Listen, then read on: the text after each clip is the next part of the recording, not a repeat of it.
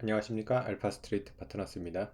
2022년 9월 29일 목요일 마감 시장 보겠습니다.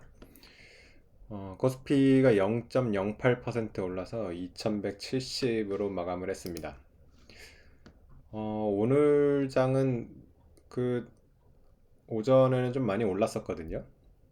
그래서 거의 뭐 한 1.8%까지도 올랐었는데 2시 이후에 이렇게 상승폭을 축소를 하면서 거의 보합 수준으로 마감을 했습니다.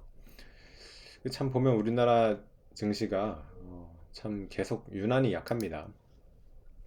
간밤에 미국 증시는 꽤 크게 올랐습니다. 다우가 1.8% 올랐고요. 나스닥이 2% 정도 이렇게 올랐는데 간밤에는 보면 영란은행이 장기 채권 매입을 한다고 하면서 약간 영국도 보면 일본 은행처럼 YCC를 한다고 하는 것 같아요. 그래서 이제 중앙은행이 이 금리를 이제 통제를 하겠다는 거죠. 영국 같은 경우에 최근에 이제 국채 금리가 엄청 급등을 했었거든요.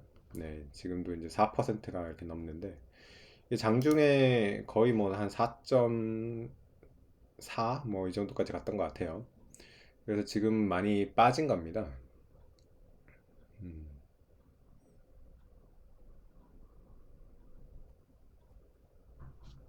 영국 국채금리를 보면 이렇게 보면 막 이렇게 솟아 있죠 지금. 이때 지금 장중에 4.54까지 갔었네요. 4.54까지 이렇게 급등을 하다 보니까 영국은행에서 이제 개입을 해가지고 이렇게 좀 많이 떨어뜨리긴 했습니다. 어, 그래서 지금 보면 연준이랑 이런 일본은행, 영란은행이 정책이 서로 엇갈리고 있어요. 연준은 긴축을 계속하는 거고요. 지금 영란은행이나 일본은행 같은 경우는 계속해서 양적 완화를 하고 있죠. 그래가지고 지금 이렇게 엇갈리는 가운데 어, 시장에서는 그래도 어제 일단은 영란은행의 그런 정책을 호재로 받아들였습니다. 그래서 이제 미국도 국채금리가 좀 빠졌고요. 전 세계적으로 국채금리들이 다 많이 빠졌습니다. 그러면서 이제 이렇게 상승이 나왔거든요. 오늘 니케이 같은 경우도 거의 뭐 1% 가까이 이렇게 상승을 하면서 전체적으로 다 상승세를 이어갔습니다. 우리나라 같은 경우도 이제 그거에 동조해가지고 이제 많이 올랐었는데 막판에 이렇게 많이 빼버린 이유가 아무래도 이 영란은행의 이런 조치가 근본적인 해결책은 아니거든요. 그래서 항상 이 약간 불안감은 있습니다. 영국 같은 경우는 또 일본이랑 다르게 물가가 상당히 높기 때문에 이 정책이 계속 유지되기가 어렵다고 이렇게 보거든요. 그러면서 이제 미국 이렇게 선물 지수가 이렇게 좀 빠지다 보니까 역시 약한 우리나라 같은 경우는 그냥 바로 이렇게 빼버립니다. 참 이 계속해가지고 우리나라 증시가 이렇게 너무 약하다 보니까 참 안타깝습니다 보면. 지금 다우가 18% 올해 빠졌고요. 니케이가 8% 빠졌는데 코스피가 27%나 빠졌죠. 그래가지고 코스피가 계속 약합니다. 아무래도 코스피는 지금 근본적인 문제가 그 계속해서 얘기를 하지만은 주주 환원이 안 된다는 게 가장 큰 문제인 것 같습니다. 정부에서 근데 그런 문제점에 대한 인식을 제대로 하고 있지를 못해요. 그래서 주주 환원이 지금 제대로 안 된다는 거를 어, 해결을 해줘야지 우리나라가 밸류에이션이라도 좀 좋게 받아서 주가가 좀 올라갈 수 있는데 지금은 이렇게 안 좋은 상황에서 주주 환원까지 안 되다 보니까 항상 이렇게 우리나라 주식은 어려울 때 이렇게 더 무너지는 그런 모습이 나오는 것 같습니다. 주요 종목 한번 보시겠습니다. 오늘은 삼성전자는 하락으로 마감을 했고요. 0.5% 정도 빠졌네요. 그래서 계속 약한 모습을 보여주고 있습니다.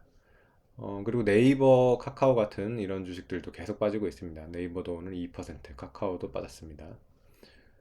그리고 오늘은 또 포스코도 꽤 많이 빠졌고요. 3% 이렇게 빠졌네요. 포스코 케미칼도 3% 이렇게 빠졌습니다. 조금 특이한 섹터는 바이오가 좀 강했어요. 삼성바이오로직스가 6% 올랐고요. 셀트리온도 2.7% 올랐고요. 지난밤에 이제 미국에서 바이오젠이 40%가 올랐는데요. 알츠하이머 쪽 관련해가지고 좀 괜찮은 그런 약이 나와가지고 좀 그거에 대한 기대가 있습니다. 그래서 삼성바이오로직스 같은 경우는 바이오젠이랑 또 합작회사도 하고 그래서 좀 관련이 있거든요. 그래서 더 이렇게 많이 오른 것 같습니다.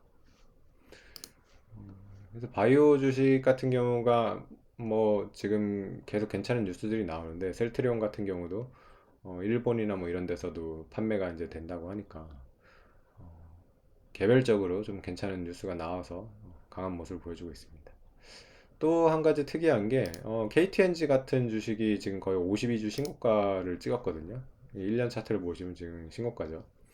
그래서 뭐 상승폭이 그렇게 크지는 않는데 이런 지금 장 속에서도 이렇게 52주 신고가가 나오는 주식이 있다는 게 좀 특이한 그런 모습이 지금 보이고 있습니다. KTNG 같은 경우는 이제 담배 수출 같은 경우가 되게 유리한 지금 상황이 되고 있어요. 환율이 이렇게 높다 보니까 네, 수출에는 되게 유리하겠죠.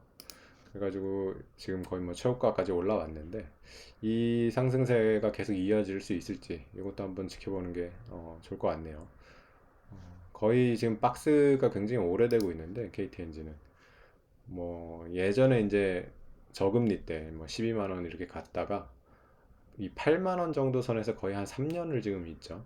네, 8만 원 정도 박스권에서 3년 정도가 있는데 이번에 과연 이 박스권을 넘어설 수 있을지, 9만 원대 이렇게 10만 원대 갈 수 있을지 그것도 한번 기대를 해봐야 될 것 같습니다. 네. 그래서 오늘 우리나라 장은 좀 많이 아쉽네요.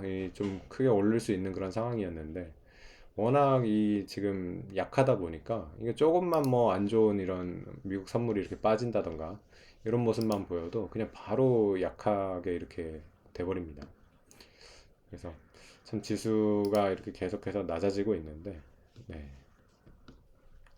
언젠가는 뭐 이렇게 그 안 좋았던 거에 대해서 이제 보상을 받을 날이 오긴 오겠죠. 이렇게 계속 뭐 지수가 빠질 수만은 없는 거니까요. 네. 그래서 지금은 뭐 어려운 상황이지만은 정책이나 이런 것들이 좀 바뀌어가지고 네, 좋은 그런 날이 오기를 한번 기대를 해봐야 될 것 같습니다. 네, 오늘 시황은 여기까지 하겠습니다. 감사합니다.